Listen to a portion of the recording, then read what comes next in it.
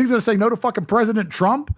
Fuck no. Trump has every single one of these clowns exactly where they belong. All of them.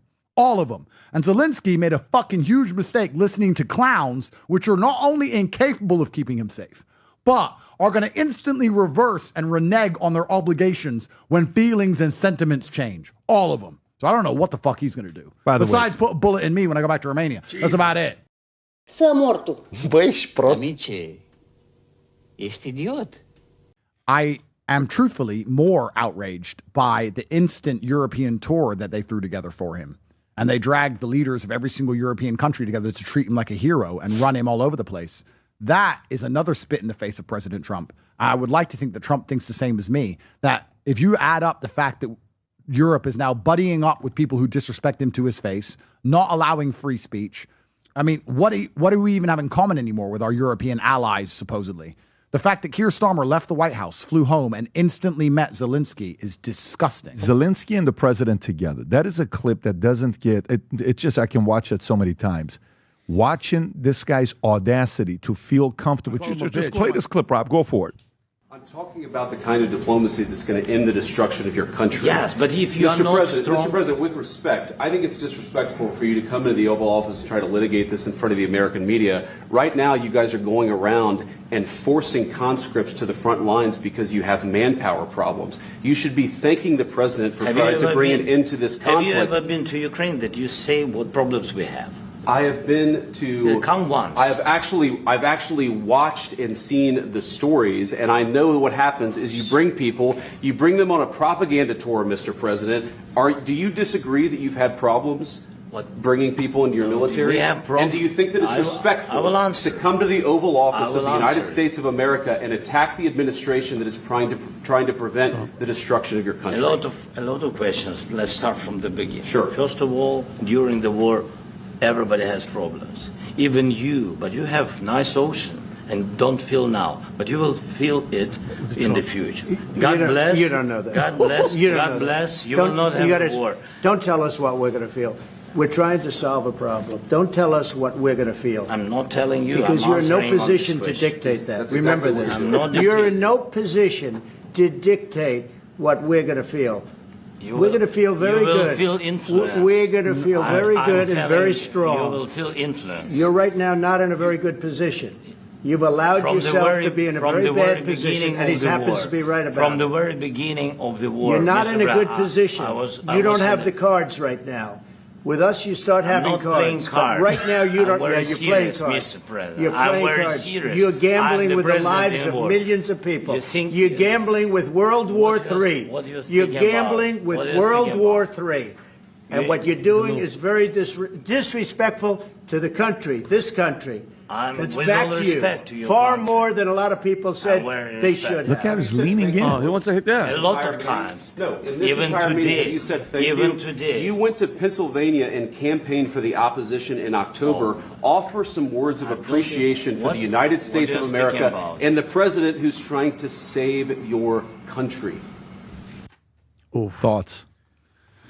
I have to be careful what I say about this because I returned to the Ukrainian border on the 23rd of March, but obviously, truthfully, I'm quite outraged. The fact that even at the beginning of the clip, he had his arms crossed, which is the terrible body language. You notice at the beginning, he has his arm crossed. Yeah.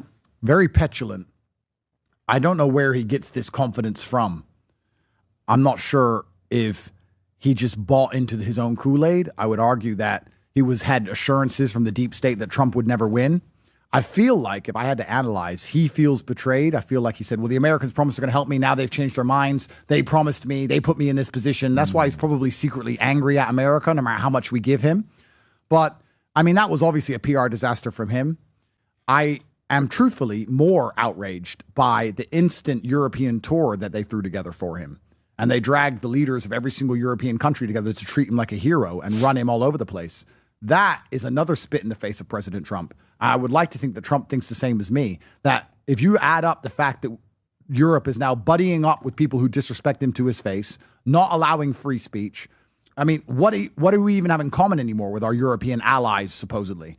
The fact that Keir Starmer left the White House, flew home, and instantly met Zelensky is disgusting. Pull up the van and he's done.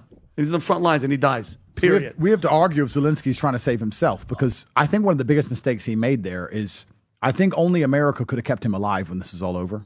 He's not going to be safe in Ukraine. I don't think you can let that many of your own people die without having a disgruntled member of the population or an opposing political force deal with you. Europe can't keep you safe from Russia. That's been proven many times. I think there was a guy in Germany who got assassinated by the FSB relatively recently. They put a bullet in his head, and then he did 3 years in German jail. He had a life sentence, did 3 years before Putin did him in a prisoner swap. I think that was 2021. So Europe can't save you. We know London can't because you get a plutonium sandwich. So only America could have kept him alive when this is all over. So pissing Trump off is an act of desperation and petulance, which he's going to truly regret in the end when this war ends, because I don't know how nice Trump is. I don't know if he's going to sit with Putin and say Zelensky's off limits, because Putin's going to say, is he a target? And if Trump says, I don't care, then he has problems all around the globe. Where's he going to go? Where's he going to hide from the Russians? You have the clip of his ambassador, not ambassador, diplomat that's there, and she's just shaking her head like, she knows what's happening. What are you doing, right? The way he was handling it. But does this guy feel protected?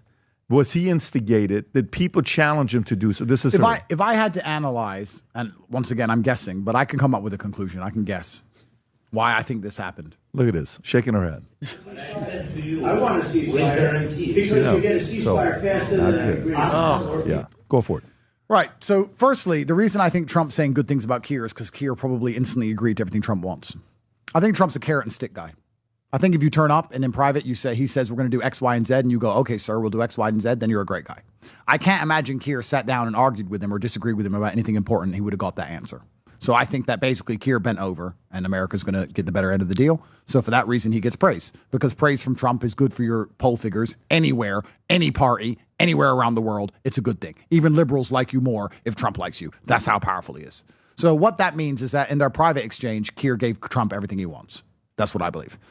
As regards to Zelensky, I would argue that he was told by European elites that Trump is against this war and Trump is talking to Putin, and they probably told him that Trump is a bully and Trump likes to bully people, and you have to look strong in front of Trump. Don't be afraid of him. If you stand up to a bully, it puts them in their place, and you're the leader of a country now at war, and you have to show them that you're a strong leader. If you add in second language frustration and incompetence, you get a scenario like the one we just saw. So I think Zelensky was hyped up and told to stand up to a bully. You add in the fact he's speaking in his second language and doesn't truly understand English. You add in the fact he's nervous and incompetent. You add in the fact he's likely a drug addict. And you have the train crash we just saw there. That's what I think happened. Where are you getting the drug addict component? I have to go back to Romania on March 23rd, and the Ukrainians operate heavily inside of Romania. I don't want to catch a bullet. If I do catch it, it's them. But I think everybody knows he's a cocaine addict. Really? Look at Zelensky. Yeah, there was clips about him on this as well. He's geeking out all the time. Yeah, he's heavily cocaine addicted. There was clips about him. I mean, it's easy to be cocaine addicted. You're hiding in the bunker. There's a contingent of your own country who want you dead. The Russians want you dead. Now the Americans want you dead. The Europeans are promising you things, but the Europeans are femme-centric. The Europeans are run by women. And when I say run by women, well, I get this confused often. I often say that this is femininity that is destroying it. Europe is run by femininity. And when I say that, they'll say, Kier's not a woman. No, but he's not a man, is he? When I'm talking about women, I'm talking about the female mindset versus the masculine mindset. And feminism and the European state, they always say, we don't hate men. Look, Kier's a man, but he's not masculine. They hate men who act masculine. Yeah. They like the men who act like girls because they're eunuchs. They like the eunuchs and the girls. They don't like the real masculine men. Yeah. And there's not a single leader in Europe which is a masculine man. Europe is a feminine continent. And the problem with femininity as a whole is that as their emotions change, their obligations change. It's the masculine imperative to make a promise and make a pact. And even if your emotions change, you stick to your word. That is masculine. Female is, I love you so much right now. I'll never do everything for you. I'll die for you because I love you. As soon as she stops loving you, everything's out the window. Nothing matters. Her words don't matter. All that matters are her feelings. The problem that Zelensky has now is his allies are women, which means right now they feel like helping him, which means they'll make him a whole bunch of promises. They mean what they say. They're not lying. They mean it right now. But when their feelings change, everything changes. Before you know it, he's in an apartment in Berlin, hiding from the FSB. He's going to catch a bullet, and he knows it. And that's why he's under pressure. That's why he's reacting like he did. Only the Americans could have negotiated and bargained for his safety. Wait, you're saying Macron is not masculine? I just want to put, yeah. But I think we should get Candace on here and confirm if he is married to his... Candace? Well, she's getting closer. She's getting closer. She's doing great. She's doing great. It's amazing. But this is very important that we Brigitte Macron. Well, let's understand this, right? Let's understand this. Europe is femme-centric, run by women. The men are effectively women. There is no masculine man inside of the entire European elite. Europe is women. Do you know what is a strong patriarchy with a masculine influence? America. Do you know another one? Russia.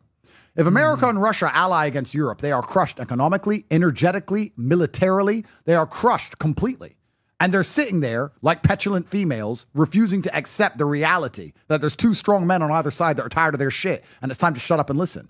So we're going to see if Europe comes to its senses and gets lockstep in line with Trump's imperatives. I would argue that Keir's done exactly that. Keir sat down in private when he didn't have to act like a tough guy, because he wants to be a tough guy. Because you know that woman who gets in your face, hit me. That's all them. They're all little girls. Keir, soy face, run his mouth publicly, said Trump's bad before the election publicly. Then he sits down with Trump privately. We don't know what's said. Trump leaves and goes, yeah, I like Keir. He's a good guy. I guarantee you it's because Keir's like, sorry, Mr. Trump, what should I sign? Sorry, Mr. Trump. Sign whatever Trump wanted. Otherwise, he wouldn't have got that accolade from Trump himself. And all of these people are going to end up bending over to Trump in the end. And the strongest leader of these European countries is actually a woman, Giorgia Meloni in Italy. It's incredible. That's why Europe's collapsing, because there's no masculine imperative. Well, at least masculine is the defenders. At least Canada has a real man like Justin Trudeau. I mean, wasn't he voted out? Why is he still on TV? I don't know. Why is he still around? Wasn't he gone? I don't know if he's gone. They're waiting on a election. You know, again, I don't know the ins and outs of the economics, but when Trump imposed tariffs on Canada and Mexico, and they instantly folded and did whatever he wanted behind the scenes to get the tariffs removed. Absolute gangster. Yeah. And I don't know, I can't remember the name of the conservative leader of Canada, Pierre, whatever his name is. But when all these people start trying to talk tough about Canada and all this crap, you guys need to, they really secretly know the deal, because if they really piss Trump off, they're going to get hit with these tariffs and get wrecked. So in public, what did I say earlier that a billionaire can lie? In public, they stand up. Canada will never be the 51st state. We're proud Canadians. We're going to fight against them. Next day, Trump takes the tariffs off. Why? Is it because of the little stupid speech you made on Canadian TV that no one watches? Or is it because you called Trump and said, hi, Mr. Trump, what would you want me to do, Mr. Trump? Okay, I'll fix it, Mr. Trump. I'll fix the border, Mr. Trump. Sorry, Mr. Trump. Billionaires can lie. That's what they do. They stand up and say one thing, and they secretly do another. That's our politics as a whole, all in Europe, all these countries. Every single time you see a leader talk bad about Trump, if they're not currently getting wrecked, I guarantee you in private, they're licking his ass. Would you? Every single one of them. Guaranteed. Any one of them who's talking bad about Trump in public and in private is fucked, and they know it. So they just want to be the tough guy on TV, and the second the phone call's private, like Keir, he's like, I like Keir. Keir's all right. He's liberal, but he's all right. I like his vision. Of course you do. He signed the fucking contract. Of course you bent over. Of course you do. Fucking Keir. What's Keir going to do to Trump? Sit there and what? What's he going to say? No? Fuck off. Can't say no. He can't even fucking put a border up. He can't even say no to migrants. He's going to say no to fucking Trump. He can't even say no to a third world nobody without a passport. He's going to say no to fucking President Trump? Fuck no. Trump has every single one of these clowns exactly where they belong. All of them. All of them. And Zelensky made a fucking huge mistake listening to clowns, which are not only incapable of keeping him safe, but are going to instantly reverse and renege on their obligations when feelings and sentiments change. All of them. So I don't know what the fuck he's going to do. Besides put a bullet in me when I go back to Romania. Jesus. That's about it.